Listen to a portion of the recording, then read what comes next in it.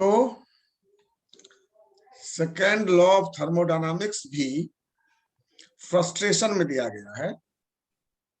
लोगों ने प्रयास किया हम ऐसा मशीन बनाएं जो हीट जितना सोर्स से ले उसको कंप्लीट वर्क में कन्वर्ट कर दे। ऐसा नहीं हो पाया।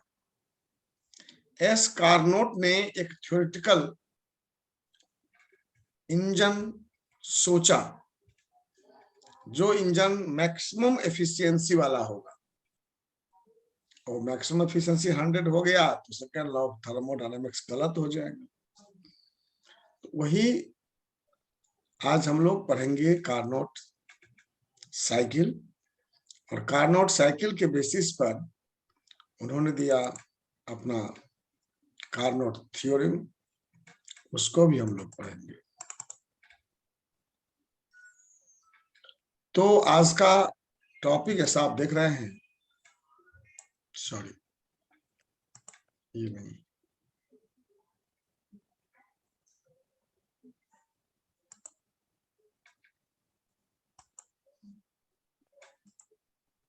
ये वाला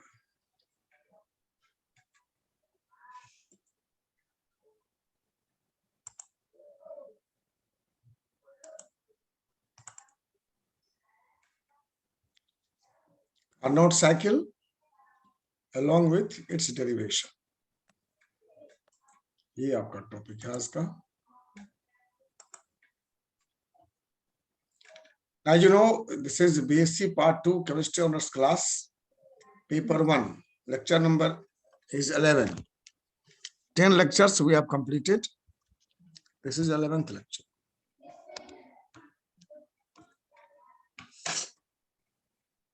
आइए देखते हैं।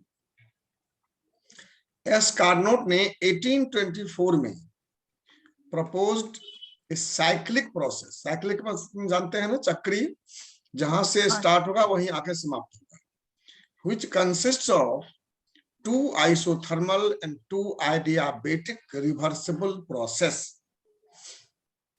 4 स्टेप का प्रोसेस है ये कार्नोट साइकिल, जिसमें 2 है आइसोथर्मल, 2 है एडियाबेटिक। आइसोथर्मल में जो 2 है उसमें एक एक्सपेंशन एक कंप्रेशन, एडियाबेटिक में भी जो 2 है उसमें भी एक एक्सपेंशन और एक कंप्रेशन। तो इस 4 प्रोसेस से बना हुआ एक इंजन की तो कल्पना की एस कार्नोट ने और उसका एफिशिएंसी निकाला। इस स्टेप का वर्णन आप यहां देख रहे हैं। ये चारों स्टेप इस डायग्राम में लिखा हुआ है। जहां 1 लिखा हुआ वहां पर कीजिए। ये प्रेशर वॉल्यूम डायग्राम है। ये देख रहे हैं, वाई एक्सिस में प्रेशर है, एक्स एक्सिस में वॉल्यूम है। ये जो 1 जहां लिखा हुआ है, ये 1 यहीं से ये प्रोसेस स्टार्ट होगा। इस समय में इस बर्तन में जो गैस भरा हुआ है उसका वॉल्यूम है V1 यहां पर, और प्रेशर है P1, temperature T2।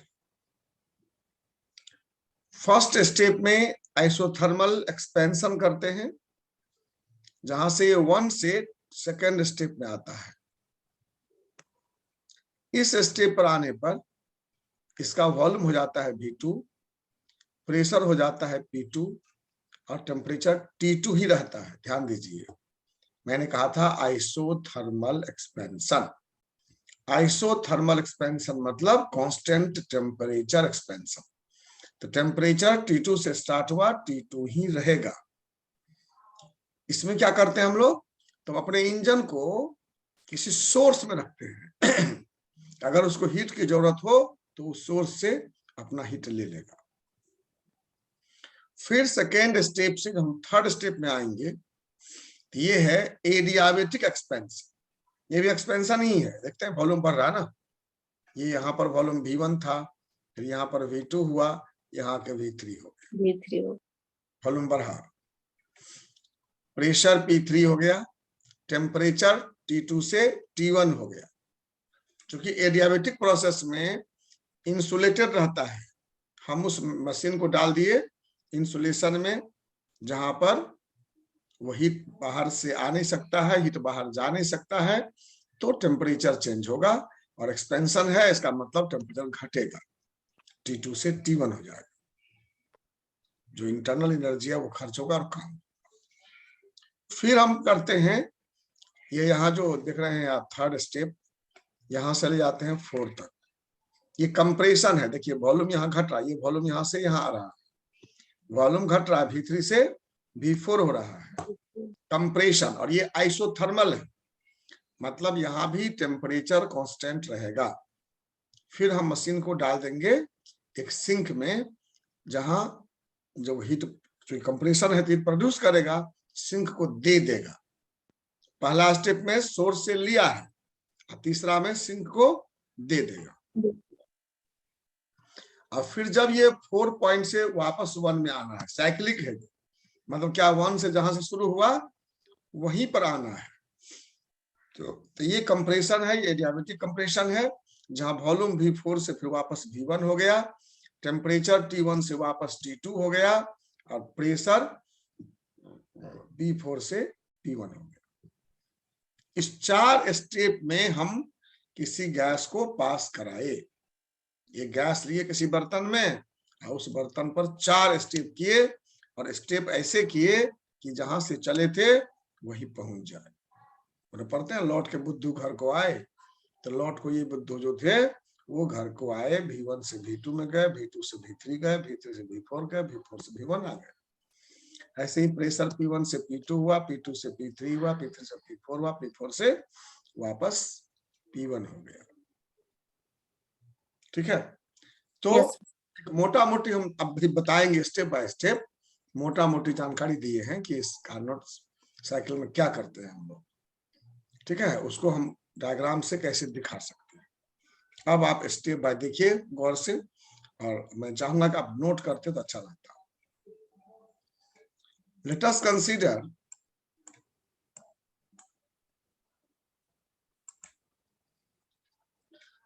The working material is a perfect gas, ideal gas हम लेते हैं, और motion of the piston in the cylinder is frictionless. हम मानते हैं कि हमारे पास एक सिलेंडर है, सॉरी, एक सिलेंडर है, इस सिलेंडर में एक पिस्टन लगा हुआ है। इसी पिस्टन को आगे पीछे करके हम एक्सपेंशन या कंप्रेशन करेंगे। ऊपर खींचेंगे तो एक्सपेंशन होगा, और नीचे दबाएंगे तो कंप्रेशन होगा। तो इसमें परफेक्ट गैस हम लिए हुए हैं, और ये फ्रिक्शन लेस पिस्टन है, मतलब पिस्टन फ्रिक्शन नहीं है। ये सब कल्पना है, व्यवहार में संभव नहीं है, लेकिन हम मानते हैं इसलिए है फ्रिक्शन लेस, कि ताकि इसके पिस्टन के ऊपर नीचे जाने में एनर्जी खर्च नहीं हुआ, ये हम लोग मानना चाहते हैं। ये जो भी एनर्जी खर्च हुआ या निकला या लगा, वो सिर्फ गैस को मिला। तो हम एक फ्रिक्शनलेस पिस्टन मानते हैं, ये इसमें गैस भरा हुआ है, और इसी पर 4 प्रोसेस करना है। तो मटेरियल क्या है? Perfect gas. पिस्टन कैसा है? फ्रिक्शनलेस। ठीक है, वर्किंग सब्सटेंस कहाँ है? सिलेंडर में। The working substance is to be placed in the cylinder, which expands and compresses and makes the piston to move up and down with respect to the process. यह gas इस piston को up और down move करता है depending on the process. जब expansion होगा तो ये पिस्टन यहां से खिसक कर ऊपर चला जाएगा, जब कंप्रेशन होगा तो खिसक कर नीचे आ जाएगा। वो तो डिपेंड करेगा कि प्रोसेस कौन सा है। ठीक है, बस समझ गए। एक सिलेंडर में परफेक्ट गैस लिया हुआ है, उसमें एक पिस्टन लगा हुआ है, जो पिस्टन फ्रिक्शनलेस है, और वो प्रोसेस के हिसाब से अप डाउन होता है। इसको अपनी भाषा में लिख सकते हैं। स्टेप क्या हो रहा है? 4 बताया था मैंने। पहला है रिवर्सिबल आइसोथर्मल एक्सपेंशन। देखिए सारे प्रोसेस रिवर्सिबल है, इसलिए कहने की जरूरत है, ऑल आर रिवर्सिबल प्रोसेस। पहला है आइसोथर्मल एक्सपेंशन, मतलब कांस्टेंट टेम्परेचर पर गैस का एक्सपेंशन, फैलाव। दूसरा है adiabatic expansion, adiabatic constant heat पर। एक्सपेंशन। तीसरा आइसोथर्मल कंप्रेशन, कांस्टेंट टेम्परेचर पर कंप्रेशन। और चौथा एडियाबेटिक कंप्रेशन, मतलब कांस्टेंट हीट पर कंप्रेशन। यही 4 प्रोसेस है। इसी गैस पर ये 4 स्टेप किया गया है। उसका रिजल्ट क्या हुआ, that we have to show. वही दिखाना चाहते हैं हम लोग। ओके, चलिए। सर दिख नहीं रहा है। नहीं दिख रहा है? हाँ, ये दिख रहा था? नहीं दिख रहा था। अच्छा, इससे पहले दिख रहा था।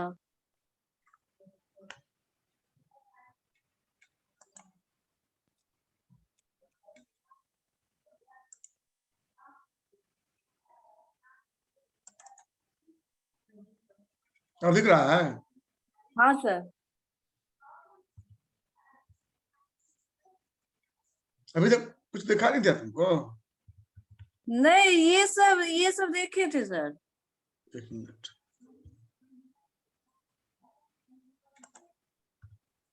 अब यहाँ ये भी देखे थे। हो रहा है हाँ, ये चेंज? डायग्राम सर देखे। हाँ, इसके बाद ये नहीं समझे। अच्छा, चलो। इसमें यही जो बोले हैं हम कि एक सिलेंडर है, इसमें एक पिस्टन लगा हुआ है और इसमें एक परफेक्ट गैस भरा हुआ है। और ये जो पिस्टन है वो फ्रिक्शनलेस है। इसको हम आगे पीछे करके गैस का एक्सपेंशन कंप्रेशन करेंगे। अब करेंगे तो एक्सपेंशन होगा, डाउन करेंगे तो कंप्रेशन होगा। 4 स्टेप करना है इसमें। पहला आइसोथर्मल एक्सपेंशन, कांस्टेंट टेम्परेचर पर। एडियाबेटिक मतलब कांस्टेंट हीट पर। और 2 कंप्रेशन है, एक आइसोथर्मल और एक एडियाबेटिक। आइसोथर्मल मतलब कांस्टेंट टेम्परेचर पर, एडियाबेटिक मतलब कांस्टेंट हीट पर। एक्सपेंशन मतलब फैलेगा, पिस्टन ऊपर जाएगा। कंप्रेशन मतलब सिकुड़ेगा, पिस्टन नीचे आएगा। ठीक है, विजिबल है स्क्रीन? Yes sir. ओके। तो फर्स्ट स्टेप है, जैसा लिखा था, रिवर्सिबल आइसोथर्मल एक्सपेंशन। रिवर्सिबल समझते हैं आप थर्मोडायनामिक्स में। रिवर्सिबल का मतलब जो अनंत धीरे धीरे होता है, जिसको हम कभी भी रिवर्स कर सकते हैं। In this step, initially at state 1 जो दिखाए थे डायग्राम में, temperature of gas is T2। Gas का टेम्परेचर T2 है।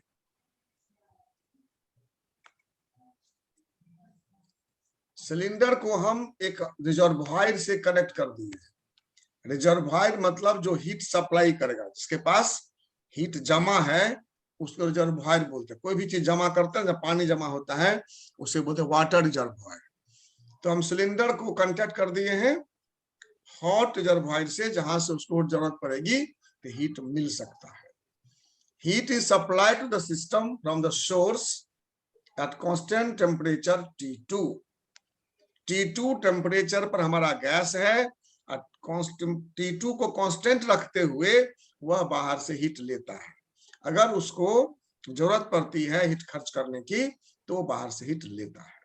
ठीक है, मान लेते हैं कि Q2 अमाउंट ऑफ हीट लिया है system, Q2 amount of heat लिया है, और जिसके फलस्वरूप उसका प्रेशर P1 से घटकर P2 हो गया और वॉल्यूम V1 से बढ़कर V2 हो गया। टेम्परेचर T2 है। आइसोथर्मल प्रोसेस में टेम्परेचर सेम रहेगा, इसलिए हम बाहर से अगर हीट देकर उसको कंपनसेट कर दिए। T2 टेम्परेचर पर प्रोसेस शुरू हुआ, T2 टेम्परेचर पर ही प्रोसेस चलेगा। हीट की जरूरत होगी तो बाहर से लेगा, वॉल्यूम को V1 से बढ़ाकर V2 कर देगा, प्रेशर को P1 से घटाकर P2 कर देगा। कोई दिक्कत? No sir. इस स्टेप में जो वर्क डन होगा W1 that is equal to Q2। जितना वर्क करेगा वो हीट लेकर करेगा। और आपने पार्ट 1 में भी पढ़ा होगा, इलेक्ट्रॉन में पढ़ा होगा कि आइसोथर्मल प्रोसेस में वर्क डन होता है nRT ln V2/V1। Yes. nRT में n होता है नंबर ऑफ मोल। हम लोग माने हैं एक ही मोल गैस है इसलिए n नहीं लिखे, तो RT ln V2/V1। तो T हमारा यहाँ पर T2 है। T मतलब टेम्परेचर, यहाँ माने हैं टेम्परेचर T2, इसलिए RT2 ln मतलब log V2 by V1, ये हुआ इक्वेशन नंबर 1। कोई दिक्कत? No sir. फर्स्ट स्टेप में आइसोथर्मल एक्सपेंशन में W1 वर्क किया, Q2 हीट लिया, और वो वर्क बराबर हुआ RT2 ln V2 by V1। और हम ये मानते हैं कि जो हीट लिया बाहर से उसको वर्क में कन्वर्ट कर दिया, वो अपना नहीं रखा टेम्परेचर बढ़ा नहीं उसका। दूसरा है रिवर्सिबल एडियाबेटिक एक्सपेंशन। आइसोथर्मल के बाद adiabatic expansion, constant heat expansion. इसमें हम क्या किए, स्टेट 2 में hot reservoir is replaced. Reservoir जो था जहां से हीट लेता था मशीन हमारा, उसको हटा दिए, क्या दे दिए, इंसुलेशन। एक इंसुलेटर में डाल दिए। इंसुलेटर मतलब कुचालक, जो न हीट देता है न हीट लेता है। There is no heat transfer during the process। इस प्रोसेस में कोई हीट ट्रांसफर नहीं होगा, न हीट बाहर जाएगा न बाहर से आएगा। आप पढ़े हो आइसोलेटेड सिस्टम, उसी में होगा ये वर्क। तो वर्क डन कहां से होगा, तो work done by the gas and there is no heat transfer, internal energy within the system is used. कहता है work is done but heat transfer is not done, तो क्या होगा, इंटरनल एनर्जी सिस्टम में जो है सो use होगा। आप काम करते हैं, खाते नहीं हैं, व्रत रख उपवास रखे हैं, तो क्या होगा बताइए। जो लोग बहुत व्रत करते हैं, काम करते रहते हैं, दुबले हो जाते हैं ना, क्यों, उनके बॉडी में जो स्टोर्ड ग्लाइकोजन है वह डिकम्पोज करता है। जब आप खाते रहते हैं, काम करते हैं, तो जो खाए वो सो काम में खर्च हुआ। तो आइसोथर्मल में जो काम किया तो वो बाहर से हीट ले लिया। एडियाबेटिक में बाहर से लेना नहीं है, और काम करना है, एक्सपेंशन करना है, गैस को ऊपर करना है पिस्टन को, तो वह अपना जो एनर्जी स्टोर्ड है वह खर्च करेगा, और जिस कारण उसका टेम्परेचर घट जाएगा। Internal energy within the system is used to do work, and thereby at the end of this process there is drop in temperature। घट जाएगा टेम्परेचर, T2 से T1 हो जाएगा, टेम्परेचर T2 से घटकर T1 हो जाएगा। ठीक है, वॉल्यूम बढ़ के V2 से V1 V3 होगा, क्योंकि हम कहते हैं एक्सपेंशन है। सॉरी, हम कहते हैं एक्सपेंशन है, मतलब वॉल्यूम बढ़ा है, वॉल्यूम V2 से V3 हो जाएगा। जब भी वॉल्यूम बढ़ेगा तो प्रेशर घटेगा, P2 से घटकर P3 हो जाएगा। टेम्परेचर घटकर T2 से T1, प्रेशर घटकर P2 से P3, और वॉल्यूम बढ़कर V2 से V3। एडियाबेटिक प्रोसेस में वर्क डन का फॉर्मूला पढ़े हैं आप, W बराबर डेल्टा U बराबर CV डेल्टा T। ये थर्मोडायनेमिक्स में आई होप 11-12 में भी था और पार्ट 1 में भी था, नहीं था तो आप इसको ध्यान रखिए। एडियाबेटिक प्रोसेस में work done equal to delta U बराबर CV डेल्टा T। ठीक है, तो चूंकि एक्सपेंशन हो रहा है, सिस्टम वर्क कर रहा है, इसे वर्क डन निगेटिव होगा, बताए थे आप। सिस्टम पर वर्क पॉजिटिव, सिस्टम के द्वारा वर्क निगेटिव। यहाँ गैस एक्सपेंड कर रहा है, सिस्टम वर्क कर रहा है, तो वर्क निगेटिव होगा। तो W2 equal to minus delta U बराबर minus CV delta T। Delta T मतलब क्या, temperature difference, final minus initial. तो फाइनल T1 टेम्परेचर है, इनिशियल T2 है, T1 माइनस T2। T2 था, T2 से गया T1 होने, ये हुआ ना फाइनल, ये हुआ इनिशियल, T1 माइनस T2। इस माइनस को हटाना चाहते हैं तो हटा दीजिए, ये माइनस हटेगा, ये बदल जाएगा, CV T2 माइनस T1 हो जाएगा। इतना मैथ आप जानते होंगे। माइनस हटाएंगे तो क्या हो जाएगा, अभी क्या है देखिए, माइनस CVT1 और माइनस माइनस प्लस CVT2, और देखिए CVT2 और माइनस CVT1, है ना। तो माइनस हटाएंगे, इसका क्रम बदल जाएगा। ये हो गया हमारा इक्वेशन नंबर 2।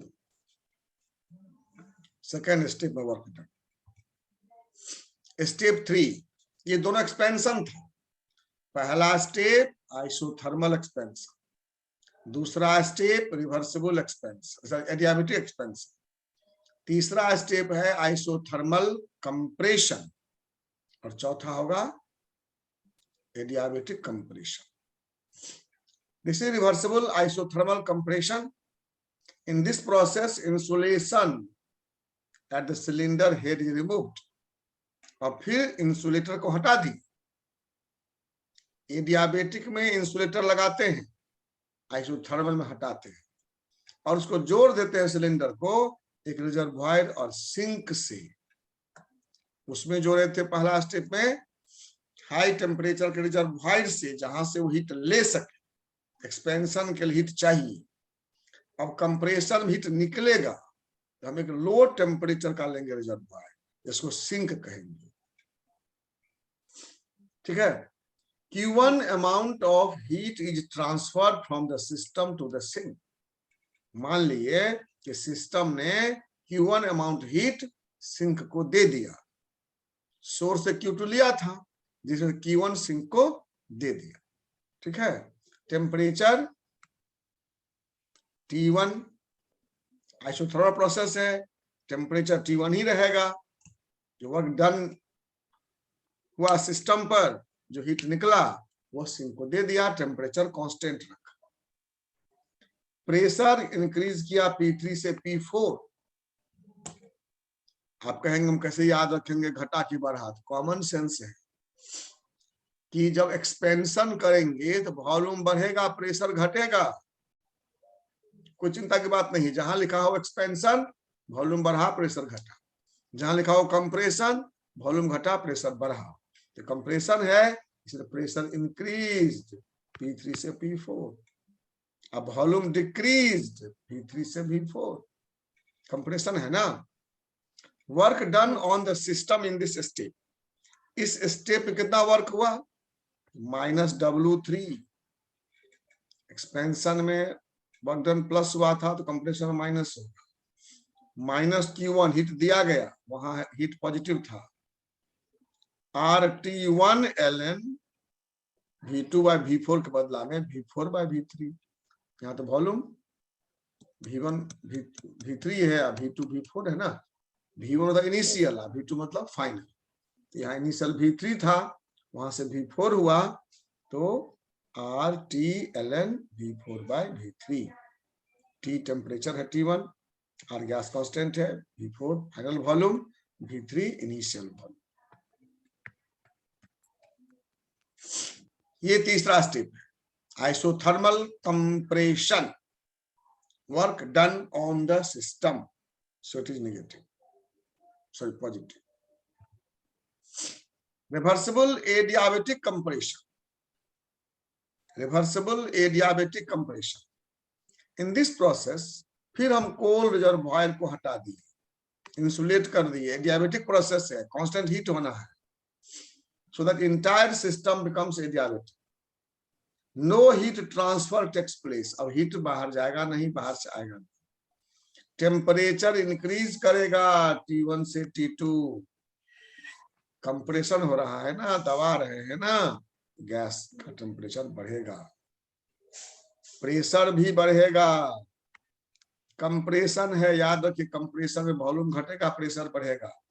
प्रेशर बढ़ के P4 से P1 हो गया, अब वॉल्यूम घटकर V4 से V1 हो। ध्यान रहेगा, एक्सपेंशन में प्रेशर इंक्रीज करेगा, और सॉरी हाँ, कंप्रेशन में प्रेशर इंक्रीज करेगा, वॉल्यूम डिक्रीज करेगा। एक्सपेंशन में वॉल्यूम इंक्रीज करेगा, प्रेशर डिक्रीज करेगा, ठीक है। आइसोथर्मल प्रोसेस में टेम्परेचर कांस्टेंट रहेगा, एडियाबेटिक प्रोसेस में टेम्परेचर डिक्रीज करेगा, एक्सपेंशन में इंक्रीज करेगा कंप्रेशन। ठीक है, इस स्टेप पे वर्क डन फिर होगा W4 बराबर WU delta U that is CVT2 minus T1, या माइनस डेल्टा W4 बराबर माइनस CVT2 माइनस T1। ये हुआ इक्वेशन नंबर 4।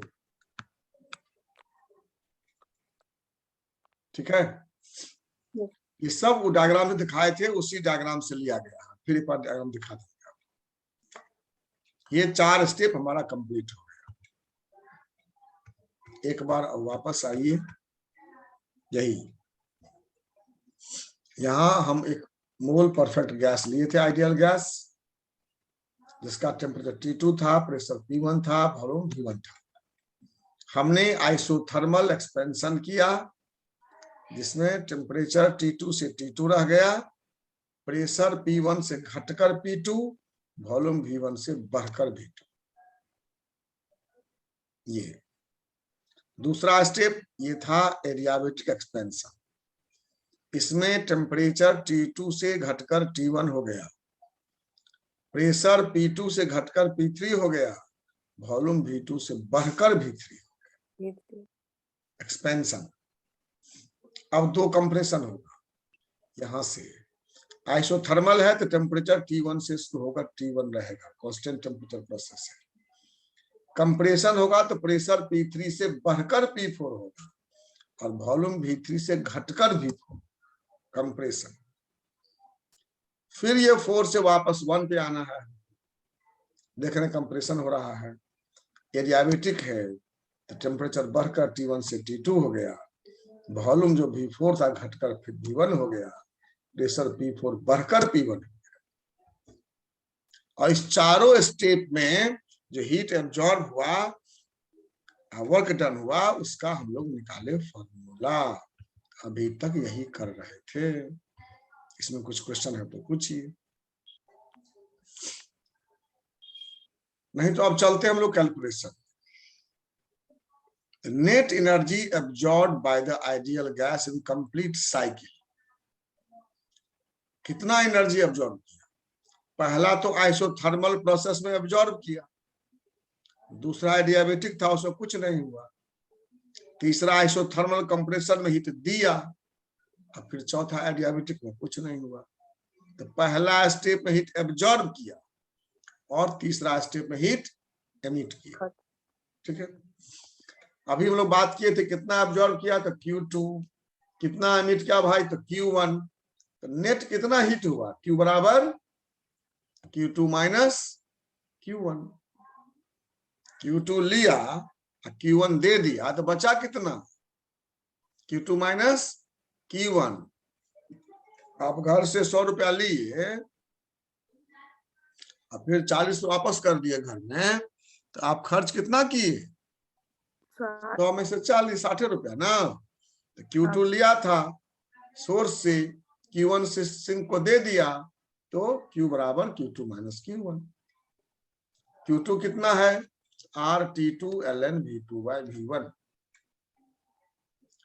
और माइनस Q1 कितना है, RT1 ln V4 by V3। ठीक है, इसमें V4 by V3 को V3 by V4 कर दिए, ये प्लस से माइनस हो गया, Q हो गया RT2 ln V2 by V1 minus RT1 ln V3 by V4। इस बात को याद रखिएगा, changing V4 by V3 to V3 by V4 plus becomes minus। बाद में कहीं भूल जाइएगा क्यों ऐसे हो गया, तो याद रहेगा कि V4 by V3 किए ना, उल्टा कर दिए इसको, तो ये प्लस से माइनस हो गया। और क्यों किए भाई उल्टा, तो उल्टा किए कि हमको ये मालूम है, we know that gas laws से V2 by V1 बराबर V3 by V4 होता है, तो यही चाहते थे हम लोग, इसलिए किए। तो अब इस V3 by V4 के बदला में हम V2 बाय V1 यहाँ पर रख देंगे, ये मान यहाँ पुट कर देंगे। ये क्या हुआ Q RT2 ln V2 bye V1 RT2 ln V2 bye V1 minus RT1 ln V3 by V4 था, उसके बदला में V2 बाय V1 दे दिया, रिप्लेस किया, replacing V3 by V4 bye V2 bye V1। क्योंकि ये सभी आप देख रहे होंगे, क्योंकि हम ln V2 बाय V1 को कॉमन लेना चाहते हैं। तो Q बराबर हो गया R T2 minus T1 ln V2 bye V1। Net heat absorb, कितना हीट लिया, नेट लिया तो Q2, Q1 दे दिया, तो Q2 माइनस Q1 जो बचा Q, सो हुआ R T2 minus T1 ln V2 bye V1। ये हो गया आपका इक्वेशन नंबर 5। यहां तक कोई प्रॉब्लम? नो। चलो, अब टोटल वर्क डन कितना हुआ भाई? तो 4 स्टेप हुआ, तो W1 plus W2 plus W3 plus W4, सबका मान दे दीजिए। RT2 ln V2 bye V1 W1 है, W2 CVT2 minus T1, W3 RT1 ln V4 bye V3 और W4 minus CVT2 minus T1। वो 4 इक्वेशन से लिए हैं, वहीं से लाए हैं। अब देख कुछ कटेगा इसमें, देखो तो गौर से, ये CVT2 minus T1 minus CVT2 minus T1 cut गया, काट दो, तो क्या बचा RT2 ln V2 bye V1 और plus RT1 ln V4 bye V3। लेकिन जैसे पिछला स्टेप में किया ना हम लोग, उलट दिए, V3 बाय V4 कर दिए और फिर उसको V2 V1 चेंज कर दिए, ये 2 स्टेप यहाँ पर छोड़ दिए हैं। तो ये हो गया RT2 ln V2 bye V1 minus RT1 ln V2 bye V1। 2 step इसमें करना था। V4 बाय V3 को जब हम V3 बाय V4 करेंगे, तो ये प्लस जो है सो माइनस हो जाएगा। अब फिर V3 बाय V4 को हम V2 बाय V1 से बदल देंगे। पिछला स्टेप में किए हैं, इसलिए इसमें छोड़े। ये फिर हो गया वही RT2 minus T1 ln V2 bye V1। मतलब जो नेट हीट एब्जॉर्ब हुआ था, वो देखिए गौर से, जितना नेट हीट एब्जॉर्ब हुआ था, जितना नेट वर्क डन हुआ, सो बराबर हो गया। नेट एब्जॉर्ब मतलब बेईमानी नहीं किया, Q2 हिट लिया, Q1 दे दिया, तो अलग है। जो डिफरेंस हुआ Q2 माइनस Q1 का, वो कंप्लीट वर्क में कन्वर्ट हो गया है।